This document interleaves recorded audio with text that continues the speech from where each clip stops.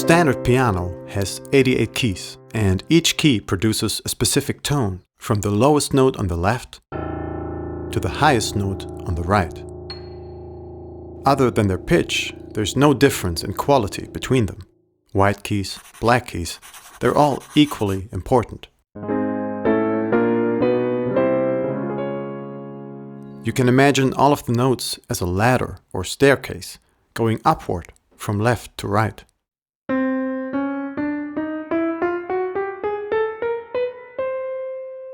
The first important thing to understand is that this staircase is built out of identical steps. So between any two neighboring keys, such as these two white keys, or this white key and the black key next to it, we always have the same musical distance or interval. This interval is called a semitone.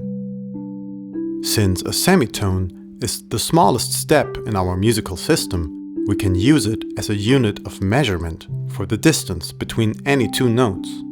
For example, to get from this key to this one, we need to climb 4 semitones on our musical staircase. The next important thing to notice is that the keys are arranged in a repeating pattern of 7 white and 5 black keys. Thanks to this structure, we can easily identify each key by its position in this layout. For example, the white key on the left side of the 2 black keys is a C. This is true across the entire keyboard. So this is a C, and this is a C, and this is a C. There are a total of 8 Cs on a standard piano. The one that's more or less in the middle of our keyboard is called middle C.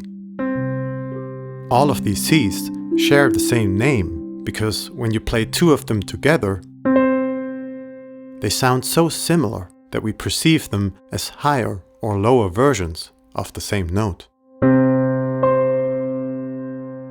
Of course, this is true for all other keys as well. The white key to the right of each C is also considered the same note across the whole keyboard. If we count the steps between 2 Cs, we'll find that they are 12 semitones apart.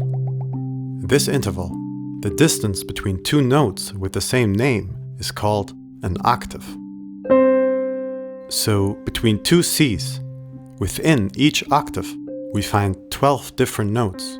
And these are the 12 notes we use in Western music.